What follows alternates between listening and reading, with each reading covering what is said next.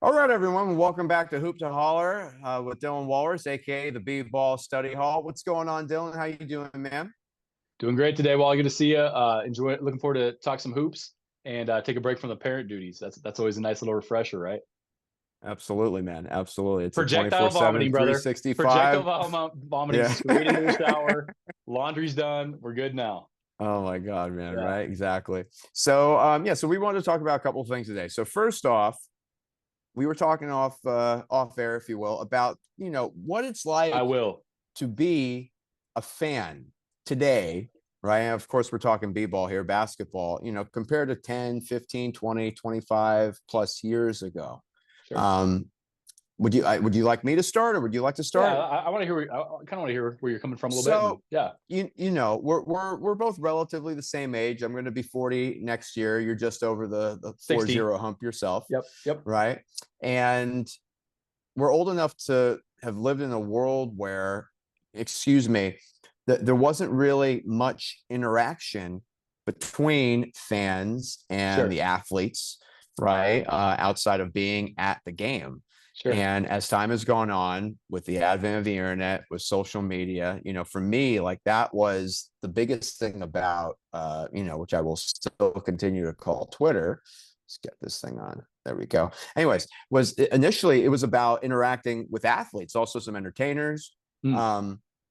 And now obviously with what we're doing here, it's just it's evolved to the place where you can be so interactive Mm. as a Mm-hmm. fan, right? Yeah. And we were talking about, first off, referencing back to our last pod with the great Beto Duran. It was so awesome that he came on with us to have that conversation, and that straight up came out of me being a Lakers fan, you being a basketball enthusiast, us both participating in the Lakers post-game show, and hearing about our little podcast here and suggesting I'd like to be on. So it's Yeah. like that, it's very interesting for me reflecting back on when, I was younger and as a kid, how much more plugged in it feels like to be a Sure. fan. Something else that we did recently. Would you like to tell the wonderful people watching, the two, three of them, what we self-deprecation, man? What can I say? Accurate. What you and I recently did in terms of Wow. summiting a certain mountain. What Would you you like to did. share that? I mean, to Oh, no, hear no, no, no, no, no, no, the no. You great Sir start first. Charles, to hear the great Sir Charles say, Oh, no, I got the I story. I have the story ready to for you. say what Yeah. they could never call me Walrus. I want to know what Walrus looks like. And Shaq to respond with, they call you Hamster now. You used to be Walrus before it was Epic. Yeah, that was summiting the mountain, Everest as you like to call it. But yeah. All right. Well, let me set. All right. Okay. Look, let me go Take ahead it. and set it up. Take Okay. it, brother. So, anyone who likes basketball is familiar with the literally Hall of Fame show Wow. that is inside the NBA, Great right? With show. Ernie Johnson, right? Jenny the Cat, Kenny the Jet Smith, Charles Yep. Barkley, Shaquille O'Neal, right? And a couple of weeks ago, at this point, maybe it's 3 weeks ago, it was after a Hornets game where Con Knipple was really cooking, Yeah. and Con you can. posted Con Yeah. Can, right? Yeah. You tagged them on a couple posts, and lo and behold, Yeah. they put up that was just unbelievable. Well, I yeah. tried to do that a couple of times. I mean, Well, talk about I that can kind of experience, tie dude. I can kind of tie everything together a little bit because when you're talking about historical fandom and what we had, Yeah. I remember for me it was Inside Stuff, right, with Ahmad Rashad on the Mm-hmm. weekend, Saturday morning Yep. watching, and that was kind of your access to the NBA athlete, and whether when you do rewind, and he had all these little bits and segments, and it felt like you got to know the athlete more than just the basketball player, and I think some of it is phase of your life when we're kids and impressionable, these are your superheroes. And then through your teens and 20s, it kind of shifts a little bit. And I think the reason we still hold our fandom is historical nostalgia of kind of reminding you of the young person you were, and still being able to cheer for something and kind of zone out on the rest of the world and focus on this thing that is important, but in the grand scheme, doesn't. Winning and losing, lives don't hang in the balance, right? Low stakes. The sun will come up tomorrow, even though sometimes fanatics and fandom push that. And then we fast forward to inside of the NBA. This is my favorite show of all time. The irony for me a little bit is I didn't have social media at all until Clinton and Friends. The only reason I got social media was because often on his show he says, "Hey, hit the show up, message us. He's got this segment called Watering Hole, and so I dipped my toe in, and for me, for You sure, certainly did. I could see how the addiction happens. I mean, I think I can honestly say there's an addictive nature to it. You know, we all zone out in some way, and this becomes your zone out. And you're right, it gives you immediate access to sometimes athletes, but for sure show hosts, and then just the random Houston Rockets fan, the random Toronto Raptors fan, the random Lakers fan. You know, and that access and that community you can find and build is a little intoxicating, and there's good and bad to it. But inside the NBA, for me, my adult life, I mean, really the last 20 years, I think Ernie's been Yeah. going for 25 years. Back to 89. Okay, 30 plus years. Yeah, Yeah. that's right. Elevator Ernie. That's right. It's been my favorite show. And I always see people tweet in. I considered it. I remember one night I was like, oh, I could get this Twitter thing. But I had an anti-social media mantra. I just knew for me, it was something that I probably would overindulge, which I have. And so, yeah, all that being said, yeah, fire off a tweet, and to hear the Godfather and the Jet and Shaq, and then of course Barkley, you know, say Dylan Moreau, you know, mispronouncing my name. Just love it. But I'll say this: I was doing that in between putting I think we were doing baths or toothbrushing with the two kids, like Crazy. in the middle of it, and I'm yelling at my wife like, dude, I just got on. She could care absolutely less. Like so it was so cool for me at least to have somebody else that like understood, like, this is a cool thing. Oh, so then you fast forward to what, 3 nights ago? What night was it? And yeah, it was, yeah. And I'm firing some off, and you know, and I don't know how to, is rapid fire good? Is less more? Probably less is always more, but you know me, like if I get rolling, but all of a sudden I see you have a couple, and I'm kind of commenting on, and then I hear your name, dude. I'm listening to it, you know, and there is the walrus. What who would ever call themselves walrus? What's a walrus look like? I want to know what that guy looks like. You used to be walrus, now you're a hamster. You know, like to hear those dudes shouting you out. So yeah, and Ernie Johnson has he does like sunrise tweets, and I love sunset tweets. Probably, I guess, if we were social media incorrectly, I assume that's Instagram. I don't have that. All I have is Twitter. I'm trying to hold out, but he'll send out pictures, and I've shot a couple back and forth, and he corresponds. He even says, you know, like, thanks, my friend, you know, like things like that. They're just little things, but they're big things. So, man. Yeah. From all appearances. Yeah. So it's awesome. The coolest part, though, for me was when I heard you, I knew, like, that's got to feel good. You know, it's just a fun interaction. And so then Wally also spliced those together. And so someday maybe we'll have that for our intro. Barkley, Sir Charles. Yeah. We'll have to work on that. Yeah. Cool. No, that was first of all, again, going back to when you got on, and you know, it was not one but two, right? Of your posts, tweets, as they would say it, right? That was put on there. And some random person on Twitter's like, dude, you got on there twice. I know. That never happened. And I don't know, you know. The thing is, oh no, I mean, you know, I'm not like a religious watcher of that show, but I've watched enough of it to know that that's pretty rare. And you know, as I was talking to people about, you know, Mind Gang on that, as far as certainly with sports, but I think like any show period, as far as using social media as a part of that's as I've joked, but really that's the summit, man. Yeah, that's for the right reasons. The top of the mountain. Yeah. You know, you can see for miles and miles and miles up there. Cracked my friend up when I said that. Yeah. So before we move on here, we want to talk about.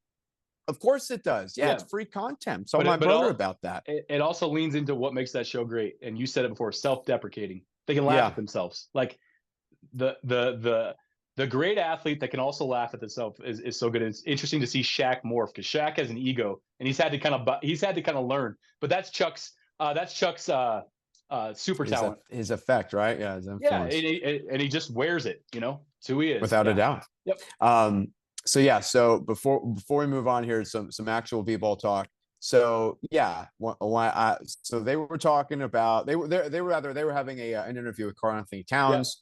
The Knicks beat the Rockets, came back big in the fourth quarter, and you know, Big Cat is a really, really, you know, talented player, but you know, he lacks a little bit of edge, right? So Shaq is from New Jersey. Karl Anthony Towns is from New Jersey. So he goes, look, Karl, you know, I'm from New Jersey. You're from New Jersey. You know, we keep it real, right? Yeah. So, you know, if I had $1 for every time Shaq calls out a big man for the thing that he did automatically because of his size, maybe not because of his what are you going to do, man? But that's a whole nother. he earned the ability to do that. I guess. I just came up with that little phrase, Shaq with that Garden State sentiment, alliteration, something I've really gotten into recently, and figured, New Jersey, found a Sopranos gif, and then lo and behold. But yeah, Charles Barkley, when they read that, he goes, I wouldn't let anybody call me Walrus, right? I wonder what Walrus looks like. And then, like you said, Yeah. Shaq with the used to look like, we used to be a walrus, now you're a hamster. So the thing is that Charles Barkley actually has met the walrus. And this is a Oh, story I'm yes. saving for the Okay. pod. Thank Okay. you. Let's get it. So many years ago, I must have been, I Story don't time know, with like around Walrus. 10 years old, something like that. Okay. It's when Chuck was on the Rockets Okay. and they were playing the Clippers at the old LA Sports Arena, that dump that's near Exposition Park where USC is. This is when he got And shot in the leg and he had that injury and he like falls down and it's his hamstring.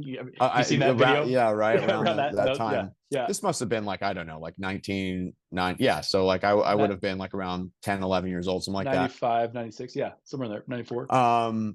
And yeah, maybe it was 97, 90. Anyways, it was in that period of time. He was only on Sure. the Rockets for a couple of years. So we knew where the players were going to exit the building to get onto the bus. Yep. So we go out there, all the fans are there, right? And there's a line, right? Of people, asking to get stuff autographs. So myself, my best friend, had a ball, and he's coming down the line. It looks like he's going to go before he gets to us. And I was with my grandmother. May her memory be a blessing. That's something that you and I share in common. Had grandmas who are big Lakers fans. Yep. And I kid you not. And this is the context being that Charles Barkley grew up with his grandmother. And he talks about it all the time when you hear interviews with Greatest him. Right? women in his life. My grandmother looks at him, right? There you go. She looks at him. She goes, Barkley, you right now, and you signed my grandson's ball. That's awesome. It cut out on you there, but I got the sentiment. Chuck, the look on his face, he's like, walks over. Yes, ma'am. He looks at me, gets the ball, and then he walks off. And my poor friend was crying because he didn't get his ball signed. I still have that thing. But yeah. Before the beard, Chuck did indeed see the walrus. He did. So you got pretty funny, man. What a memory. You got to cut this out. You got to snip it, and you got to attach it to that tweet. With right? And then let him know. That's a good idea. The walrus in the flesh. That's really good. That's a really good idea. I love that story. And if we're going to go down nostalgia, I'll make it brief. The first one, 2012, we went to Spain, Barcelona. They brought the U.S. basketball team against Argentina and France against Spain and France. Spain and Argentina. Now I'm backing up because Ginobili was there. So it must have been Spain and Argentina, 2012.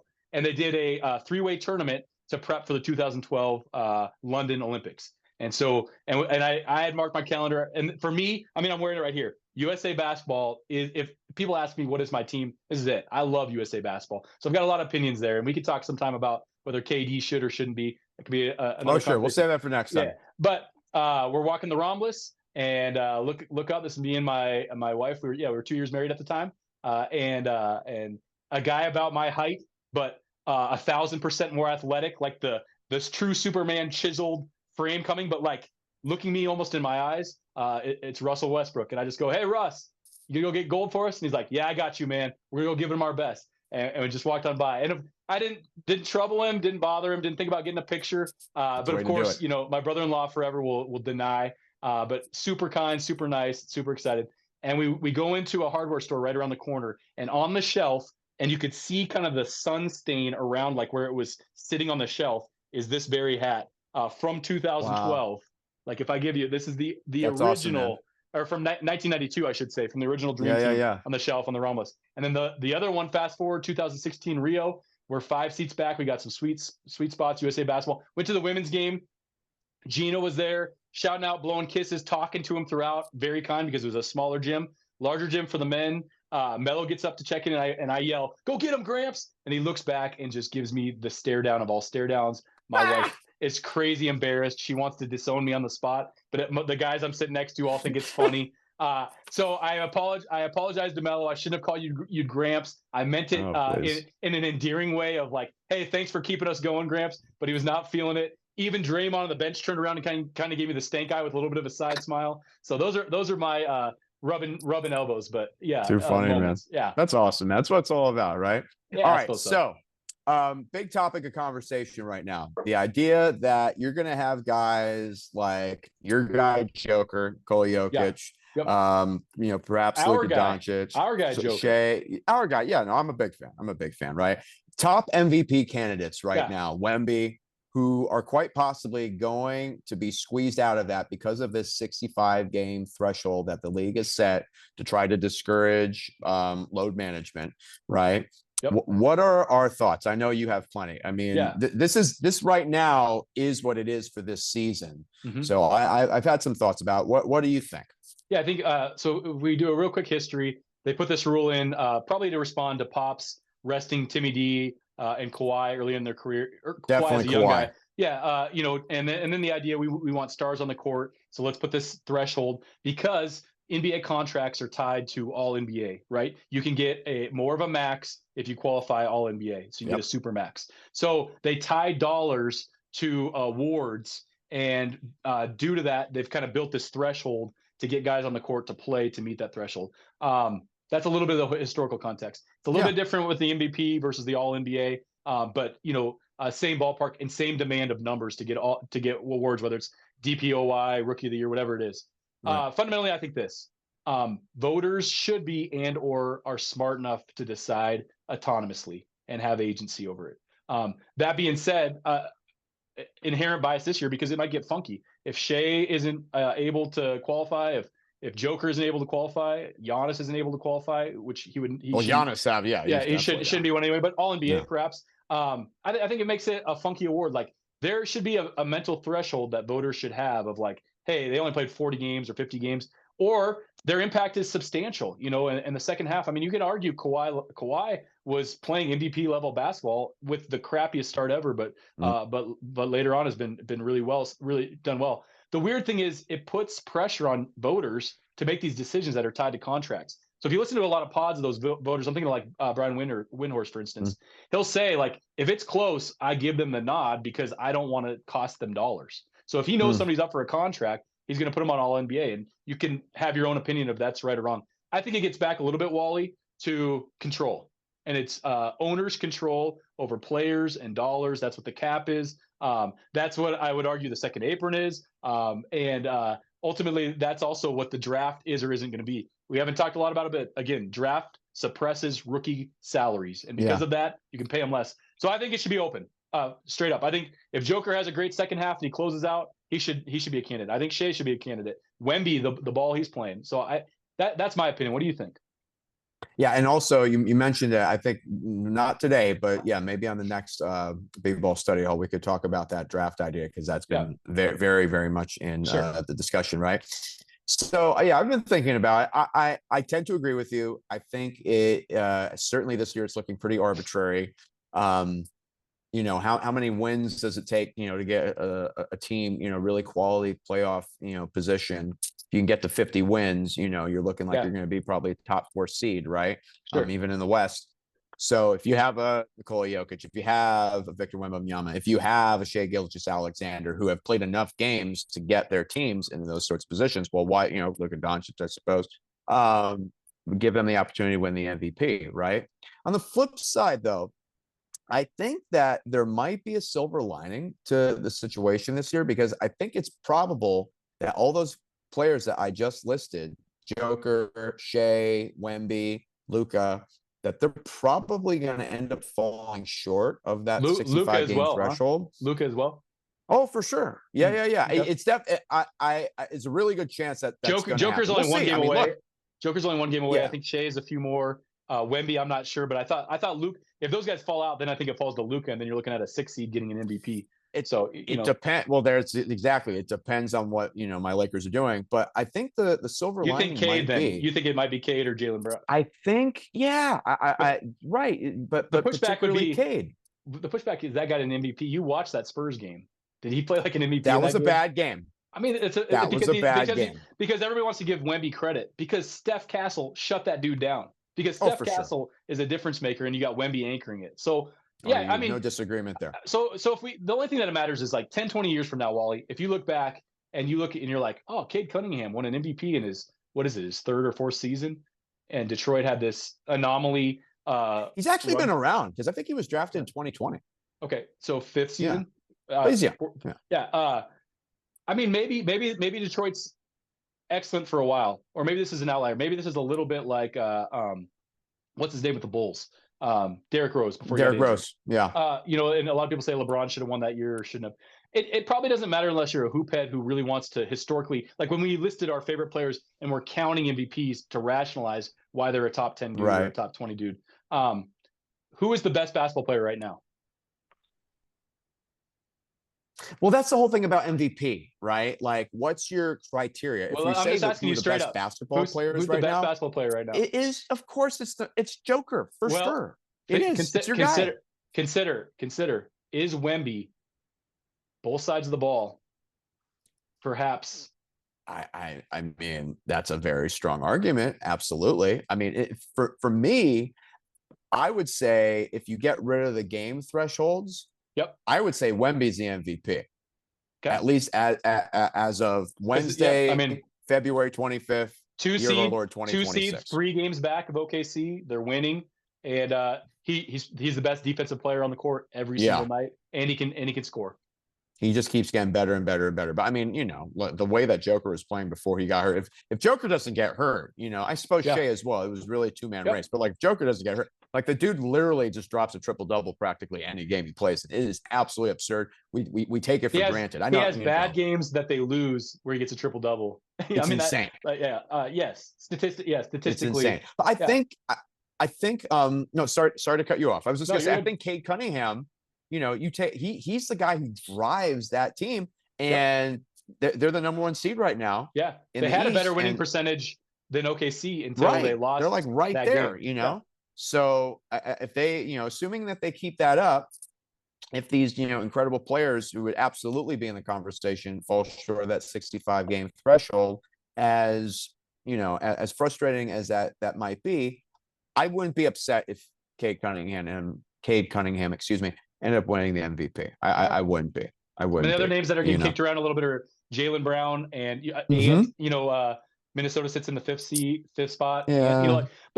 He's got the talent. That's for sure. It's a number game and it's a win. But you and I both said it. The best player in the world is Joker or Wemby, and then Shea, what he does, is we haven't seen those numbers from a guard since Jordan. Yeah. And he defends, and he's on the best team, arguably. But that's this is an award. Of course it is. This is an award that they like to spread around.